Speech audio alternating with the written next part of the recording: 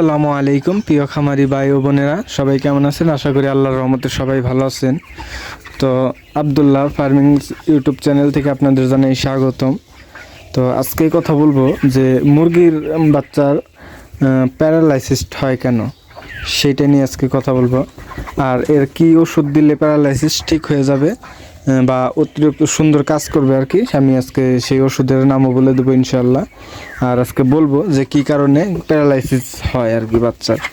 তো আমার এই জায়গায় একটা বাচ্চার প্যারালাইসিস হয়েছে, আমি বাচ্চাটা দেখাই আপনাদের।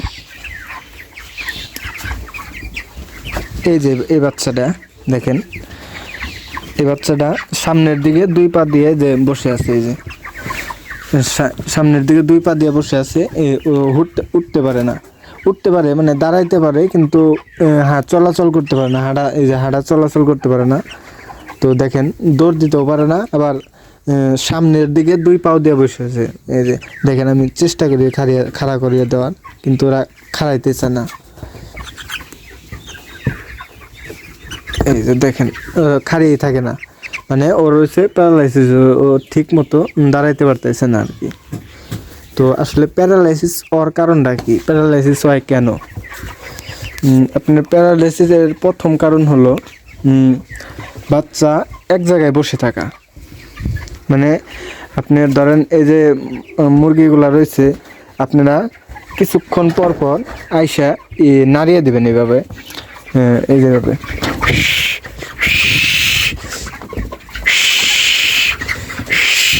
মানে ওদের বেশিক্ষণ এক জায়গায় থাকতে দিবেন না, এক জায়গায় বসে থাকতে দিবেন না। বসে থাকলে অতিরিক্ত বসে থাকার কারণে ওদের যে শরীরের যে ওয়েটটা আসে, ওয়েটটার মাধ্যমে ওদের যে শরীরটা বা পাউডা শক্ত থাকা উচিত, সেই রকম শক্ত হয় না।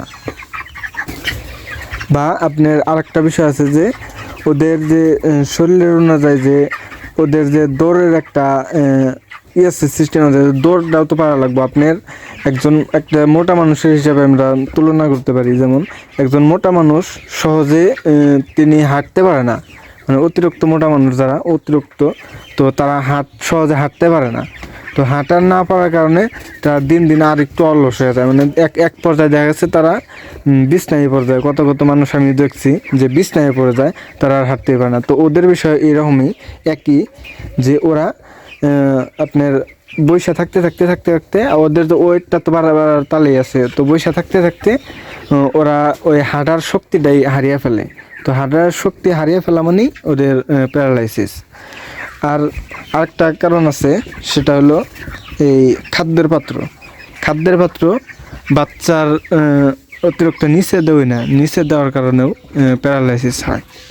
বাচ্চার খাদ্যর পাত্র সবসময় উঁচাই দিবেন। দেখেন আমি এই যে কোথায় দিয়েছি, ওদের গলা বরাবর দিছি, গলা সই দিছি। তো সবসময় খাদ্যের পাত্র উঁচা দিকে দিবেন, তাহলে প্যারালাইসিস হওয়ার সম্ভাবনাটা অনেকটাই কমে যাবে ইনশাআল্লাহ। আর আরেকটা কারণ হলো, সেটা হলো বাচ্চার ক্যালসিয়াম কমে যাওয়া। ক্যালসিয়াম কমে যাওয়ার কারণেও প্যারালাইসিস হয়। আপনারা সময় মতো দেখা গেছে কিছু মানুষ সময় মতো মানে ওষুধ খাওয়াইতে পারে না, তো এই কারণেও হয়, ক্যালসিয়ামের ঘাটতিতেও বাচ্চা প্যারালাইসিস হয়ে যায়। আবার ধরেন রানীক্ষেত ভাইরাস হলে তখনও প্যারালাইসিস হয়ে যায় কিছু মুরগি। তো এগুলা আসলে খেয়াল রাখবেন সব সময়।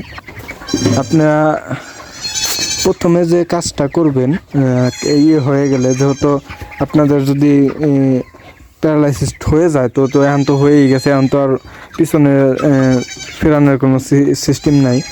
তো চালু করে অন্য বাচ্চা যেন না হয় প্যারালাইসিস, বা আপনার ওই বাচ্চা বা যে কটা হয়েছে আপনার ওই কটা যেন চালু করে আবার সুস্থ হয়ে যায়। তো এর জন্য আপনারা কি করবেন, আপনারা 20 দিন থেকে শুরু করে আপনার B1B2 ওষুধটা খাওয়াবেন। এই যে আমি দেখাই, আমার কাছে আছে B1B2। সো এই যে এটা হচ্ছে B1B2। তো এটা আপনারা খাওয়াবেন। এটা খাওয়াইলে এই B1 B2টা খাওয়াইলে আপনার মুরগির বাচ্চা সুস্থ থাকবে আর কি। এটা হলো আগে B1 B2 খাওয়াবেন। এটা প্যারালাইসিস হওয়ার যেহেতু 20 দিন থেকে আপনার 20 দিনের পরে কোনো প্যারালাইসিসটা বেশি হয়, তো 20 দিনের আগে খাওয়াবেন এটি। প্যারালাইসিস হওয়ারও আগে, যেমন 20 দিন থেকে শুরু করবেন আপনারা। আর যেটা খাওয়াবেন সেটা আমি দেখাই। তো এখন বলে দেবো যে প্যারালাইসিস হয়ে গেলে তো আপনারা এখন করণীয় কী বা কী করবেন আপনারা, সেটাই বলবো ইনশাআল্লাহ। ভিডিওটা ধৈর্য ধরে পুরোটা দেখেন, তাহলেই বুঝতে পারবেন।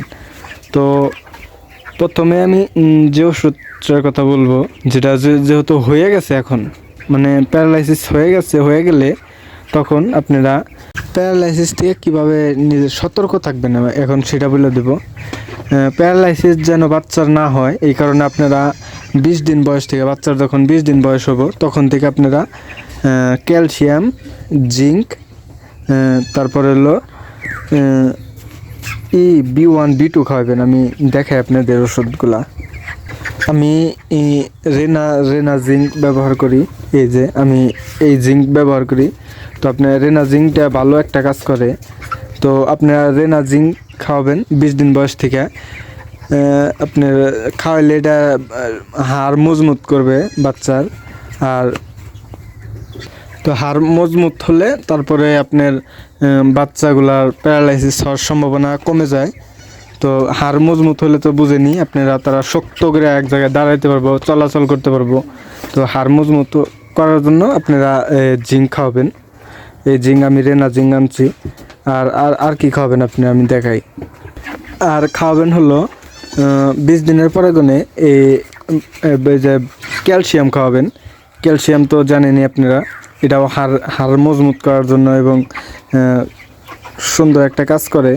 তো আমি ছিল ক্যাম্পলেক্স ক্যালসিয়াম, এটা এই যে দেখেন।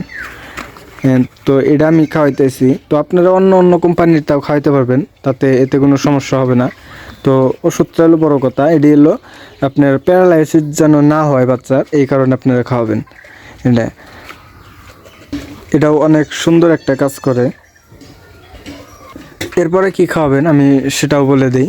এরপর 20 দিনের পর থেকে, যেহেতু আপনারা এই যে 20 দিন হলে এই যে B1 B2 দেখেন, B1 B2 এটা খাওয়াবেন।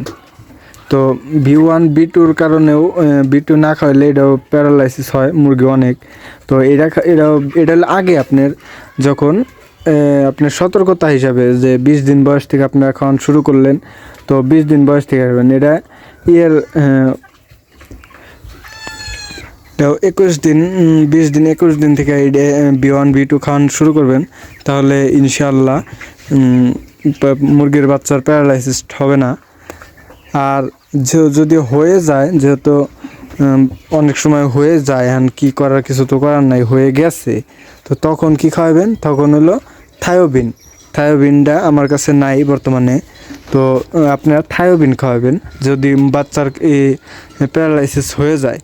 তো হয়ে গেলে ইনশাল্লাহ ওই থায়োবিনটা এর জন্য ভালো কাজ করে, প্যারালাইসিসের জন্য অনেক সুন্দর কাজ করে।